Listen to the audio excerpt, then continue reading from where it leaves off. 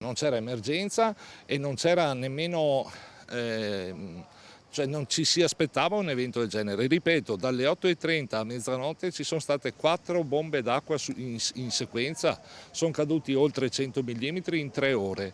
È una misura che non ti consente di mettere in atto strumenti attivi di difesa. Bisogna lavorare sul passivo, con i sacchi, con i cittadini che in qualche modo si mettano in sicurezza. Non ha dubbi Stefano Marcon, che per tutta la notte e buona parte della giornata ha coordinato gli interventi della protezione civile su un territorio che ancora si stava leccando le ferite causate dal maltempo di metà maggio. Una nota positiva c'è in questa tragedia, chiamiamola così. Non c'è stato nessun ferito e non è cosa così scontata, perché diverse macchine sono andate dentro ai fossi, altre sono rimaste incastrate nei sottopassaggi che si allagavano. Numeri alla mano, l'Avenale è andato fuori controllo, superando in alcuni tratti gli argini di almeno 60 centimetri. La volta scorsa aveva toccato i 50 e già si trattava di un record nella storia recente del torrente. L'acqua si è insinuata anche nella sede della continuità assistenziale, l'ex guardia medica. L'ambulatorio è stato trasferito all'ospedale.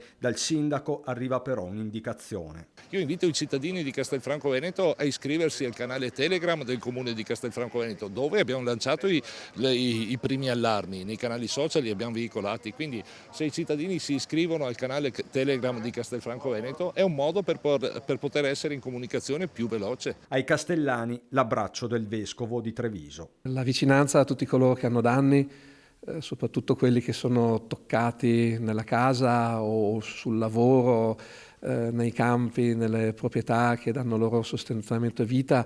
Da qui il ruolo della comunità, ma non solo. Monsignor Tomasi fa una riflessione più generale e urgente. Ma tutti insieme dobbiamo dimostrare che vogliamo cambiare anche stili di vita, perché è anche colpa nostra se i fenomeni ci fanno sempre più male e non possiamo far finta di niente. Ci sarebbe veramente bisogno e sarebbe ora di avere anche questa conversione ecologica alla quale ci chiama ormai da anni Papa Francesco.